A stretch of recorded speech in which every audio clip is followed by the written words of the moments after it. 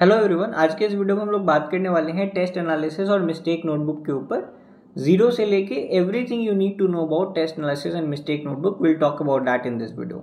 ठीक है, सबसे पहली बात, इस वीडियो को पेन एंड पेपर लेके देखो, क्योंकि अगर तुम वीडियो बिना पेन एंड पेपर के कोई भी ऐसी नीट के रिलेटेड वीडियो देखते हो तो वीडियो एक इंस्टेंटेनियस मोटिवेशन की तरह काम कर जाएगा, बट लॉन्ग टर्म में एक टाइम वेस्ट हो जाएगा।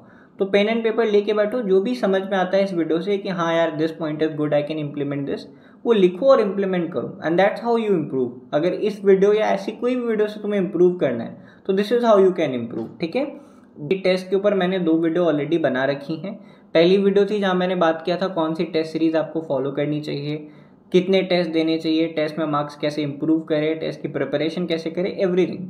सेकंड वीडियो में हमने बात की थी बेस्ट पेपर अटेम्प्टिंग स्ट्रैटेजी, और आज हम लोग टेस्ट एनालिसिस और मिस्टेक नोटबुक के बारे में बात करने वाले हैं। तो it's a playlist, A small course आप कह सकते हो टेस्ट के ऊपर। प्लेलिस्ट अगर आपको देखनी है मैं लिंक डिस्क्रिप्शन में डाल दूंगा। अगर आपने अभी तक सब्सक्राइब नहीं किया है प्लीज़ सब्सक्राइब कर लो, और मेरे सोशल मीडिया की लिंक डिस्क्रिप्शन में मिल जाएगी, आप वहाँ भी मुझे फॉलो कर सकते हो। स्टार्ट करते हैं वीडियो को। सबसे पहली बात कि कितना समय लगना चाहिए आपको टेस्ट के एनालिसिस में, तो मेरा मानना है 3 से 3.5 घंटा, 4 घंटा इतना समय लगता है। ठीक है, 200 क्वेश्चन है, आपको उसको एनालाइज करना है तो समय लगेगा। ठीक है, अगर आपको समय देना चाहिए, और मेरे हिसाब से आपको जो टेस्ट वाला डे है ना उसमें कुछ भी और मत करो, बस टेस्ट दो और उस टेस्ट को बढ़िया से एनालाइज करो। ठीक है, तो चलो स्टेप बाय स्टेप बात करेंगे। आपको 200 क्वेश्चन आपके पेपर में है, आप पेपर अटेम्प्ट करके आते हो, टेक अ ब्रेक, आराम से थोड़ा नैप ले लो, डिनर कर लो, उसके बाद आराम से बैठो कि हाँ मैं 10 बजे से रात के 2 बजे तक पेपर एनालिसिस करूंगा, और एक एक क्वेश्चन के थ्रू आपको जाना है। ठीक है, अब क्या करना है आपको, मान लो पहला क्वेश्चन आप देखते हो, क्वेश्चन आपने करेक्ट किया है, आप कॉन्फिडेंट हो कि मैंने उसका सॉल्यूशन भी सही किया है, तो आपको उस क्वेश्चन को स्किप कर देना, उसमें कोई एनालिसिस की जरूरत नहीं है। नेक्स्ट क्वेश्चन पे आ जाओ। मान लो अगला क्वेश्चन आपने करेक्ट तो किया है, बट आपको थोड़ा बहुत डाउट था कि आपने सॉल्व किया तो आपको थोड़ा डाउट आ रहा था कि यार ये वाला फॉर्मूला क्यों लगा रहा हूँ, या ये वाला फॉर्मूला यहाँ पे लग कैसे रहा है। आपको आइडिया तो आ गया चलो ये वाला फॉर्मूला लगाना है, बट क्लैरिटी नहीं है, तो एक बार सॉल्यूशन देख लो and that's it, move on कर जाओ। इसके बारे में बहुत ज़्यादा सोचने की जरूरत नहीं है, आपको आइडिया था क्या करना था, बट आप बहुत श्योर नहीं थे क्वेश्चन को लेकर। तीसरे तरीके के वो क्वेश्चन हो सकते हैं जहाँ पे आपने करेक्ट तो किया है बट आपने तुक्का मार के करेक्ट किया है। अब तुक्का 2 रीजन से मार सकते हो, या तो समय नहीं बचा था और तुमने सडनली भाई जैसे आराम करके सी या बी मार दिया और वो सही हो गया। ठीक है, या हो सकता है तुम्हें कॉन्सेप्ट नहीं आता था और तुमने रिस्क लेने का सोचा कि चलो यार एक मार के देखते हैं, प्लस ऐसे क्वेश्चन को तुम्हें दोबारा घर पे आके सॉल्व करने की जरूरत है। कई बार होता है कि हम एग्जाम हॉल में क्वेश्चन सॉल्व नहीं कर पाते, घर आओ सॉल्व करने की कोशिश करो, अगर सॉल्व हो जाता है देन लीव इट, क्योंकि तुम्हें कॉन्सेप्ट आता था, एग्जाम में तुम पैनिक कर गए, स्ट्रेस हो गया, या उस टाइम माइंड में हिट नहीं किया टाइम प्रेशर के कारण, तो तुमसे सॉल्व नहीं होगा। बट घर आके तुम सॉल्व कर पा रहे हो, मतलब तुम्हारा कॉन्सेप्ट तो स्ट्रांग है, वो टॉपिक तुम्हें आता है, वैसे क्वेश्चन तुम सॉल्व कर लोगे, तो उसको इग्नोर कर दो। पर अगर तुम उस क्वेश्चन को सॉल्व नहीं कर पाते हो तो ऐसे क्वेश्चन तुम्हें मिस्टेक नोटबुक में लिख लेने हैं।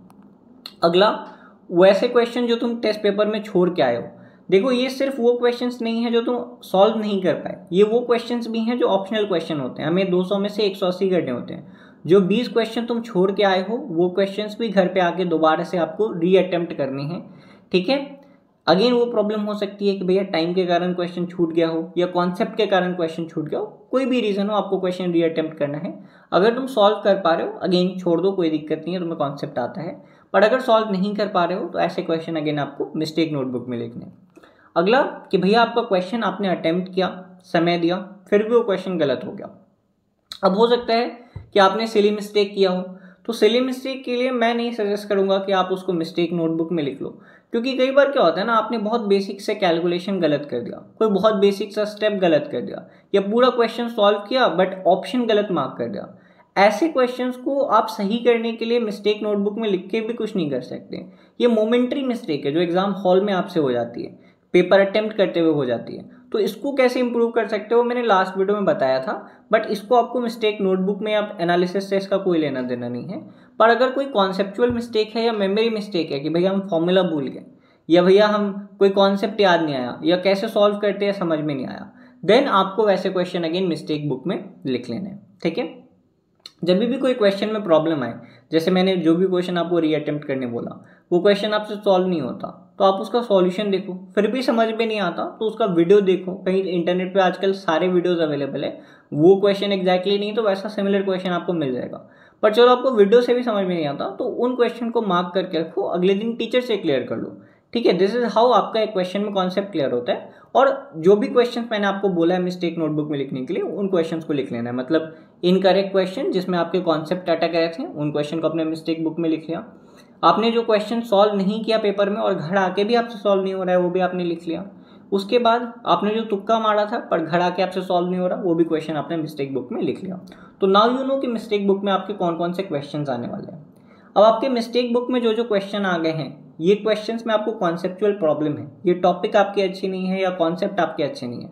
अब आपको क्या करना है, आपके मिस्टेक बुक में जो जो क्वेश्चंस आ गए वो कौन कौन से टॉपिक से आए हैं, ये एक छोटे से पेपर ले लो, एक टू डू लिस्ट जैसा ले लो, उसमें लिख लो कि यार ये टॉपिक से मेरे क्वेश्चंस इस टेस्ट में गलत हुए, वही मिस्टेक नोटबुक में उसको चिपका दो। अब इसके बाद क्या करना है, आपको रियलाइज हो जाएगा। मान लो मेरे को रियलाइजेशन हुआ था रे ऑप्टिक्स को लेके, जब मैंने टेस्ट दिया ना 2-3 टेस्ट, तो मुझे रियलाइज हुआ कि यार रे ऑप्टिक्स के सवाल में से नहीं बन रहे।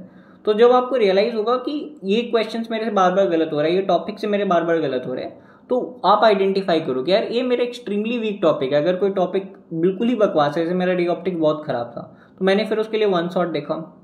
तो अगर आपका कोई चैप्टर कोई टॉपिक बहुत गंदा है, उसके लिए लेक्चर देखो, पर आपको लगता है नहीं थोड़ा बहुत कमजोर है, काम चल सकता है, उसके लिए नोट्स वापस से पढ़ो। और अगर आपको लगता है ये टॉपिक तो ठीक है बट पता नहीं क्यों क्वेश्चन गलत हो जा रहा है, तो उनके लिए थोड़ा एमसीक्यू प्रैक्टिस करके उन क्वेश्चन को सही करो। ओवरऑल आपके जो वीक टॉपिक्स हैं उसको अपने अकॉर्डिंगली स्ट्रॉन्ग करने की कोशिश करो, जिसके लिए या तो आपको लेक्चर देखना पड़ सकता है, या तो नोट्स थोड़ा पढ़ना पड़ सकता है, या तो शॉर्ट नोट्स पढ़ के डायरेक्ट क्वेश्चन करने से भी काम चल जाएगा।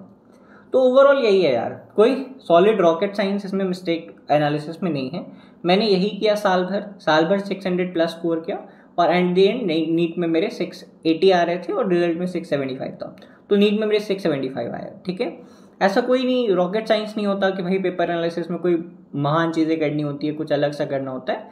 पर मैं आपको सजेस्ट करूंगा एक एक क्वेश्चन के थ्रू जाओ, और एक मेरा की मंत्रा तुम नोट करके रख लो कि पेपर एनालिसिस इस तरीके से करनी है कि वो सेम टेस्ट पेपर अगर आपको 1 महीने बाद भी ला के दिया जाए, तो नो मैटर तुम कितने एवरेज स्टूडेंट हो, उस पेपर में तुम्हारे 700+ आने चाहिए। ठीक है, क्योंकि आपने जो भी क्वेश्चन आया एक एक क्वेश्चन को देखा, अगर आपको लगा कि नहीं है मैंने सही किया, मुझे आता है, उसको स्किप किया। जिस क्वेश्चन में थोड़ा भी कॉन्सेप्ट अटका उसको वापस सॉल्व किया। नहीं बन रहा है, कॉन्सेप्चुअल प्रॉब्लम है या मिस्टेक नोटबुक में लिखा, उसको सीखने की कोशिश की, प्रैक्टिस किया। नहीं समझ में आता है टॉपिक के लेक्चर्स लगाए, दोबारा सॉल्व किए, वो कॉन्सेप्ट्स क्लियर किया। अगर मिस्टेक नोटबुक में बार बार एक टॉपिक से क्वेश्चन आ रहा है तो उस टॉपिक को इंपॉर्टेंट टॉपिक समझो, नीट से पहले बार बार रिवाइज करके जाओ, and this is all you need to do test analysis के रिगार्डिंग। और ये होता है मिस्टेक नोटबुक। मैंने अपनी मिस्टेक नोटबुक की 2-3 चैप्टर्स टेलीग्राम पर डाल दी है, वहाँ से जाके तुम देख सकते हो कि कैसा मेरा मिस्टेक नोटबुक था, इंस्पायर होकर आप खुद का बना सकते हो। टेलीग्राम का लिंक डिस्क्रिप्शन में मिल जाएगा। This is it for today's video. I will see you in some other video. Till then bye bye.